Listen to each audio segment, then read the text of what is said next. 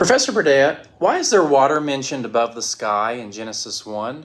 Is this the water that was used for the flood?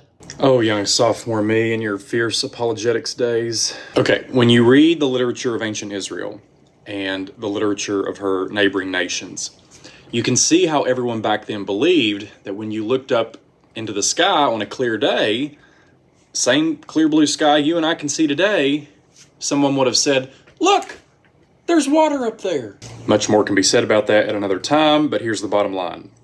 Genesis 1, and the Bible as a whole for that matter, is not a science textbook.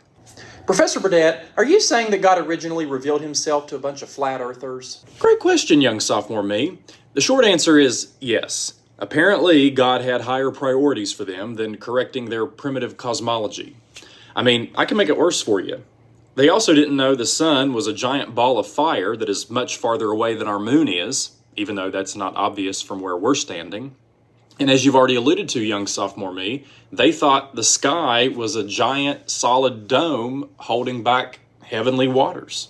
Professor Burdett, if I had a big booger on the end of my nose and my girlfriend didn't point it out, I'd be pretty upset. Why wasn't Yahweh like, hey, y'all are way off here? Well, young sophomore me, it seems that Yahweh was more interested in using the terms and categories they were already familiar with to teach them something even better.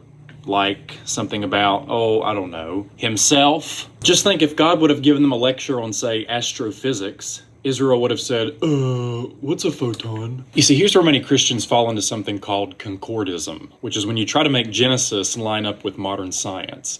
It's like trying to make your grandma's jitterbug flip phone run TikTok. It just doesn't fit. And in case you're wondering, yes, this is my jitterbug flip phone. Laugh it up, fuzzball. I'm a proud carrier. So instead of asking questions like, how does Genesis 1 dismantle evolution or support evolution, we should be asking questions like, what was Genesis really trying to communicate to its original audience? Here's another example. The Hebrew word for heart, lev or levav, is often translated as mind in Scripture.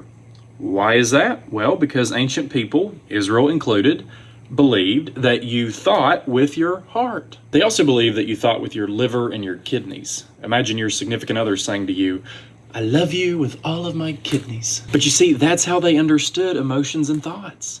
Did God step in and give them an anatomy and physiology 101 lecture? No. He used their limited understanding in order to get to deeper truths. Same thing here. Genesis 1 could give two hoots about astronomy. Why? Because it's teaching theology. It's teaching us about who God is and his role in the universe. Another matter to discuss. In the ancient world, nobody thought in terms of natural versus supernatural. Why? Because for them, everything was supernatural. Everything was God's doing. Is it raining outside? That's God.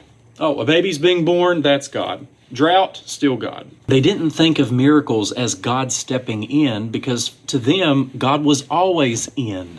So when we read Genesis, we can't expect it to answer our modern questions about the laws of nature or natural processes because they didn't think in those terms. So here's the takeaway. Genesis 1 is more about who runs the cosmos rather than the cosmos themselves. Okay, the message of Genesis is still very relevant, but if we force it into our scientific debates, we're going to twist Scripture into something it was never meant to be. Remember, the Bible was written for us, but not to us. If this video made you rethink Genesis even just a little, why don't you hit that like button, subscribe, maybe even drop a comment. Would you rather think with your heart, your liver, or your kidneys? Thanks for watching.